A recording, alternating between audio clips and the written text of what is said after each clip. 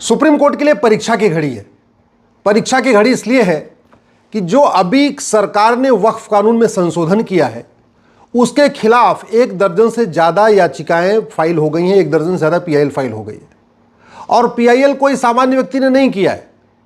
कांग्रेस के सांसद इमरान प्रतापगढ़ी ने किया है, मोहम्मद जावेद ने किया है, ओवैसी साहब ने किया है, अरशद मदनी जी ने किया है, अमानुल्लाह खान ने किया है। ऐसे 1 दर्जन से ज़्यादा पीआईएल फाइल हुई हैं। और कल सिब्बल साहब और सिंघवी साहब ने सीजेआई साहब से रिक्वेस्ट किया कि इन पे तत्काल सुनवाई की ज़रूरत है, तो हो सकता है 2-3-4 दिनों में इस पर सुनवाई हो जाए। अब सवाल यह है कि सुप्रीम कोर्ट में पीआईएल तो फाइल होती रहती, मैं भी करता रहता हूं, तो फिर ये परीक्षा की घड़ी कैसे है? परीक्षा की घड़ी ऐसे है कि ये 1995 वाले कानून को जब मैंने सुप्रीम कोर्ट में चैलेंज किया था, उस समय सीजेआई थे चंचूड़ साहब, उनके साथ बैठे थे जस्टिस सूर्यकांत, वो अभी कुछ दिनों के बाद वो भी सीजेआई बन जाएंगे। उस समय चंचूड़ साहब ने हमसे कहा था कि आप ये बताओ कि आपकी कितनी जमीन पे वक्फ बोर्ड ने कब्जा कर लिया है। आप सीधे सीधे सुप्रीम कोर्ट क्यों आ गए? हाई कोर्ट भी जा सकते थे। उन्होंने कहा कि पहले ये एस्टेब्लिश करिए कि इस कानून के कारण आपको क्या नुकसान हो रहा है, आपका कौन सा फंडामेंटल राइट वायलेट कर रहा है। तो मैंने कहा साहब, जब अगर पर्सनल नुकसान हो तो फिर पीआईएल किस बात की? पीआईएल का तो मतलब ही होता है पब्लिक इंटरेस्ट लिटिगेशन। हमारा कोई पर्सनल इंटरेस्ट लिटिगेशन थोड़ी है, कोई हमारी खुद की ज़मीन थोड़ी गई। हमारी ज़मीन अगर कब्जा होती तो मैं हाई कोर्ट जाता, कहीं और जाता। चूंकि ये कानून पूरे देश का है, संसद का बनाया हुआ है और पूरे देश में ज़मीनों पर कब्जा हो रहा है, इसलिए मैं सुप्रीम कोर्ट आया हूँ। मैंने एक लिस्ट बनाई थी कि देश भर में वक्फ बोर्ड ने कितनी ज़मीनें कब्जा किया है। हालांकि उस समय मेरे पास जो लिस्ट थी वो 10 लाख एकड़ की थी। हमें यही पता था कि भारत में 10 लाख एकड़ ज़मीन पे वक्फ बोर्ड ने कब्जा किया हुआ है। और अभी जब ये कानून बदल रहा था तब पता चला कि नहीं, ये तो 40 लाख एकड़ हो चुका है। तो हमारे पास जितनी जानकारी थी उस समय, वो जानकारी मैंने एक नोट्स बना के कोर्ट के सामने रखना चाहा तो चंचूड़ साहब ने मुझे वो नोट्स भी नहीं पढ़ने दिया। उन्होंने कहा, not a single word mister Upadhyay, एक शब्द आप नहीं बोल सकते, हम नहीं सुनेंगे आपको। अंत में मैंने मजबूर होकर अपनी पीआईएल वापस लिया और मैं फिर दिल्ली हाई कोर्ट गया। अगले ही सप्ताह दिल्ली हाई कोर्ट ने नोटिस जारी किया, सरकार को नोटिस जारी हुआ। उसके बाद देश के अलग अलग हाई कोर्ट में पीआईएल फाइल होना शुरू हुई। कुल मिला के 120 पीआईएल इस समय पूरे देश में अलग अलग हाई कोर्ट में चल रही है। और उसके बाद फिर सरकार संशोधन लाई, जेपीसी बना, आगे क्या क्या हुआ आपको पता है, उसको बताने की जरूरत नहीं है। अब सवाल यह है कि मैंने भी वक्फ एक्ट को चैलेंज किया था और इस समय ओवैसी साहब, इमरान प्रतापगढ़ी, मोहम्मद जावेद साहब ने भी वक्फ एक्ट को चैलेंज किया। मैंने 1995 वाले को चैलेंज किया था। इस समय इन लोगों ने जो 1995 वाले में संशोधन हुआ है उसको चैलेंज किया है। लेकिन बात वही है। तो क्या अब सुप्रीम कोर्ट जो सवाल हमसे पूछा था वही सवाल मोहम्मद जावेद, असउद्दीन ओवैसी, अमानुल्लाह खान, मौलाना अरशद मदनी, इमरान प्रतापगढ़ी के वकीलों से पूछेगी क्या?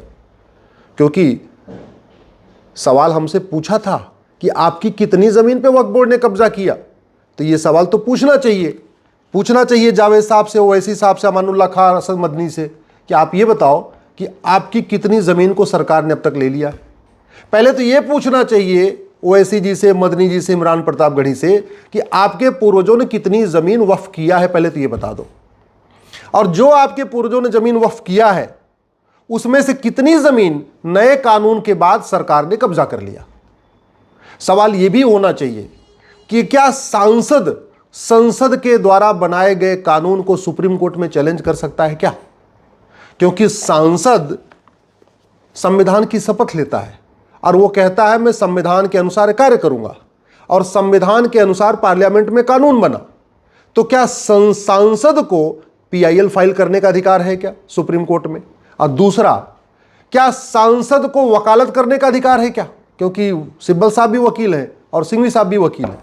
मैं इसलिए पूछ रहा हूं कि एक कांस्टेबल भी अपनी नौकरी के दौरान दूसरा काम नहीं कर सकता, चाहे वो थानेदार हो, चाहे हवलदार हो, चाहे वो पेशकार हो, चाहे तहसीलदार हो, चाहे कलेक्टर हो या कप्तान हो। अरे बाकी तो छोड़ो, लॉ कॉलेज का प्रोफेसर भी जब तक नौकरी में है दूसरा काम नहीं कर सकता। जब तक उसको वेतन सरकार से मिल रहा है दूसरा काम नहीं कर सकता। इवन टीचर को भी प्राइवेट कोचिंग खोलने का अधिकार नहीं, जबकि जो स्कूल है वो तो 5-6 घंटे ही चलता है। फिर भी सरकार ने नियम बना रखा है कि नहीं, जो सरकारी स्कूल का टीचर है वो कोचिंग नहीं चला सकता, सरकारी डॉक्टर अपनी क्लिनिक नहीं चला सकता, हॉस्पिटल नहीं खोल सकता, ये नियम है।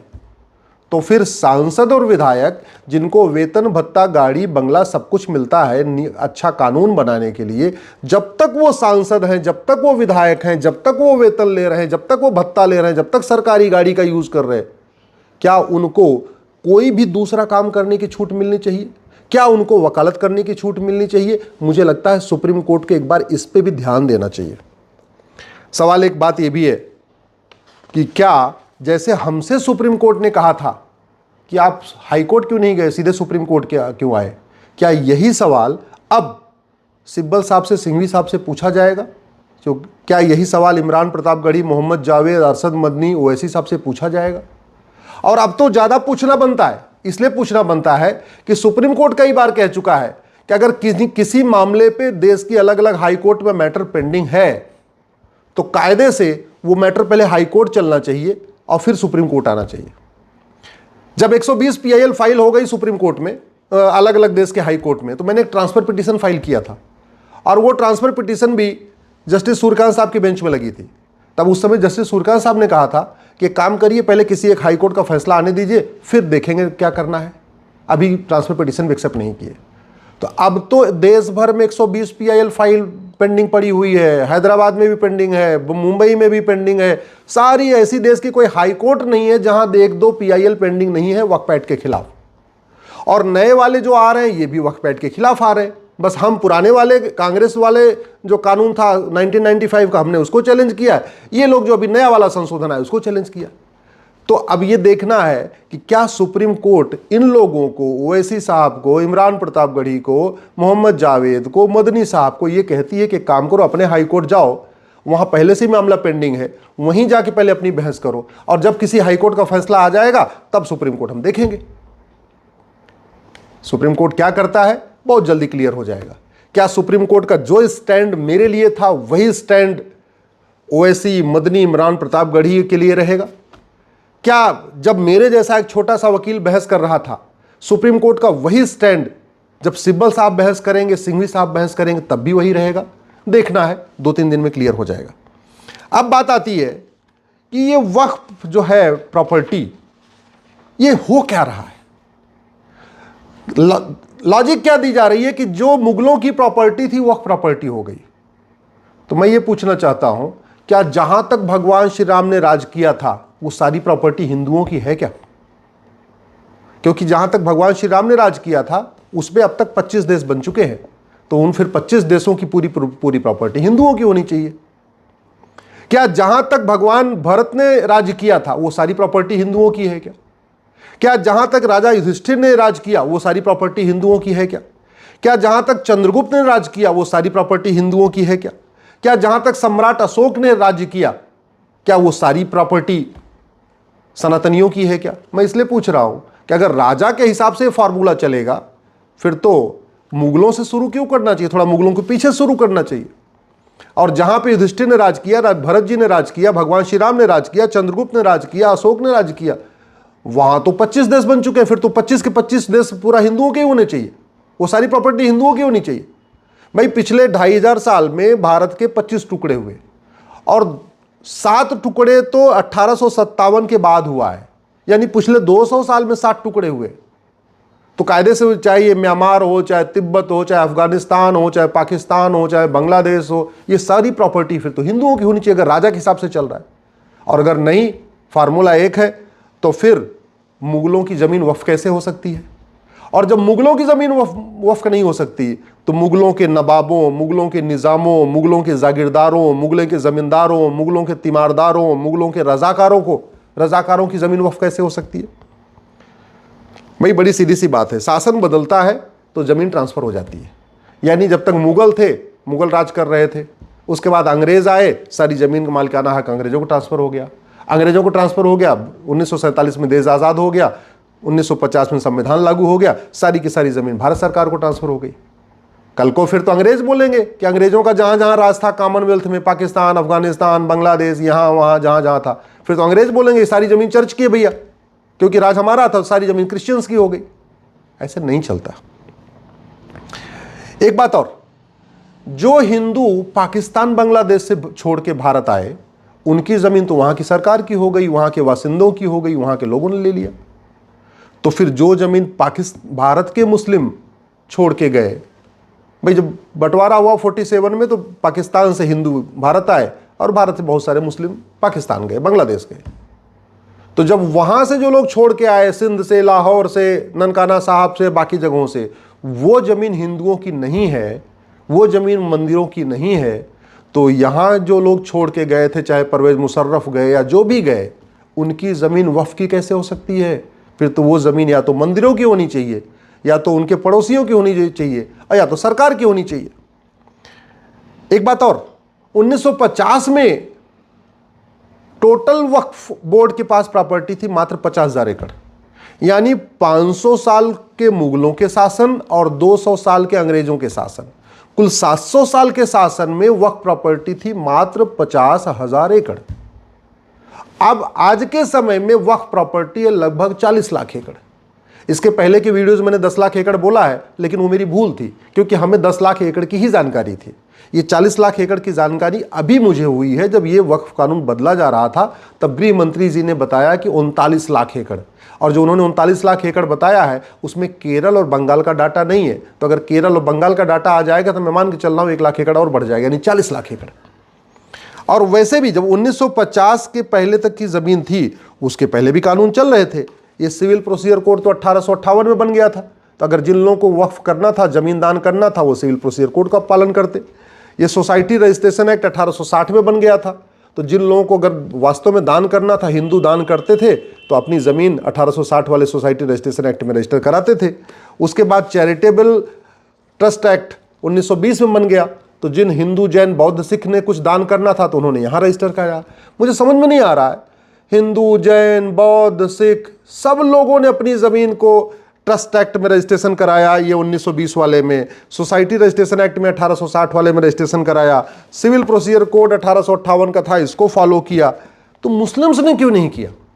सब अंग्रेज़ों का कानून फॉलो कर रहे थे, मुस्लिम्स क्यों नहीं कर रहे थे? चलो मान लेते हैं भाई, ठीक है, पढ़े लिखे नहीं थे, उनको नहीं थे। लेकिन 1950 के बाद तो संविधान लागू हो गया, और संविधान लागू हो गया उसके बाद तो मुंह ज़बानी कोई भी चीज़ होती नहीं थी, कोई भी चीज़ मौखिक नहीं होती थी, हर चीज़ लिखित में होती थी।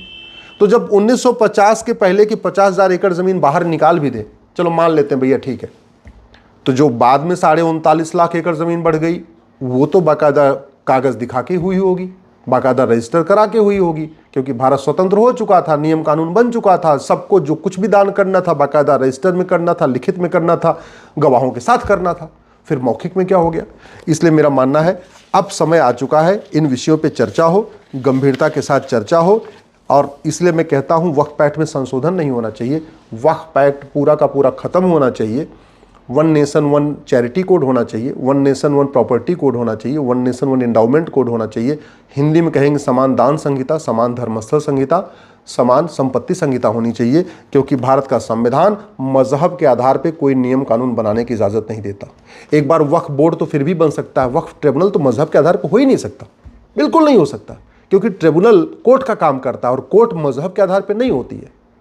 भारत में 20 ट्रिब्यूनल है, इनकम टैक्स ट्रिब्यूनल है, नेशनल ग्रीन ट्रिब्यूनल है, एनजीटी है, सेल टैक्स ट्रिब्यूनल है, जीएसटी ट्रिब्यूनल है, बहुत ट्रिब्यूनल है, एक भी ट्रिब्यूनल मजहब के आधार पर नहीं है। फिर वक्फ ट्रिब्यूनल क्यों?